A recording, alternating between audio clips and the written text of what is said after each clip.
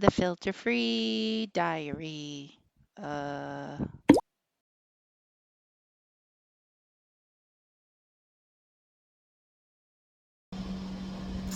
Good morning. It's 10:45. Fuck. It's a Thursday. It's Thursday the 21st of November. Figure I'd give you a point of reference. Because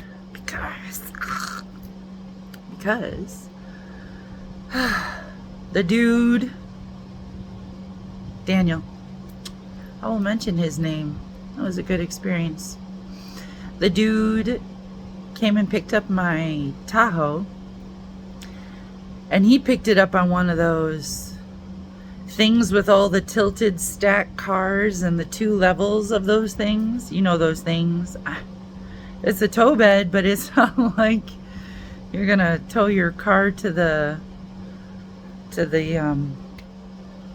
mechanic. It's more like, you're gonna ship your car and a bunch of other cars across the state, and that is what it's doing. It's sending my truck to Baltimore, and it should arrive there by Saturday and get checked into the warehouse and be on the boat by December 1st, and it should be arriving in the port by December 21st. And as I'm hearing the plan, a couple days ago, and processing and getting all my paperwork and doing all the things, I'm thinking to myself, I wonder if this is really going to work. So sometimes I just decode some of the key element datas along the way just to see what I get. And I decoded December 21st, 24. So I decoded the date, the month, the day, and the year. And do you know what it is? It's 12/21/24. Do you know what that is? It's Lux. It's LUX. Like if you code it out into letters. And do you know what Lux stands for? I mean, do you know what Lux is? You know what a Lux is? I'm saying stupid stuff. Sorry. And see, I get excited and then I get all and fuck up everything. Anyways, so Lux is another word for light. So my truck is arriving in port on the day of light. I feel warm and toasty about that. I hope it's a good light and not like a creepy zombie sick green light, like a like one of those lights. Anyways, my experience with the word Lux in my personal journey has been that's interesting. Attractive as light can be, but far off and unreachable. But side by side, but miles between. That has been my experience, my personal experience with Lux. So, I mean, miles between is like the ocean, so that could kind of count. Anyways, so I just wanted to share how I'm feeling, or try to speak. I don't want to use that A word from last time. I just don't want to use it.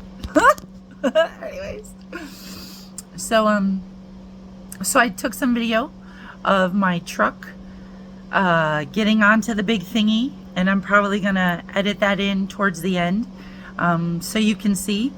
And I was actually gonna get a video of my truck going away, but there was a lady, and we're gonna have an interesting, weird little story. There was a lady that was bothering the driver, and by bothering the driver, I mean she was asking for help. She was asking for help, and the driver asked me if I could take care of her. I'm like, okay, this is weird, but whatever. So I'm like, hello. I'm like, would you like to go in and warm up? Because you look cold. Because I'm cold. Because fucking A. And I eventually coaxed her away from the driver toward the hotel, at which point she said absolutely nothing about anything. We walk into the hotel, and immediately the desk lady makes eyeballs at me, and the guest that she is associating with is like, no, you can't be in here. And he's not talking to me. He's talking to this lady.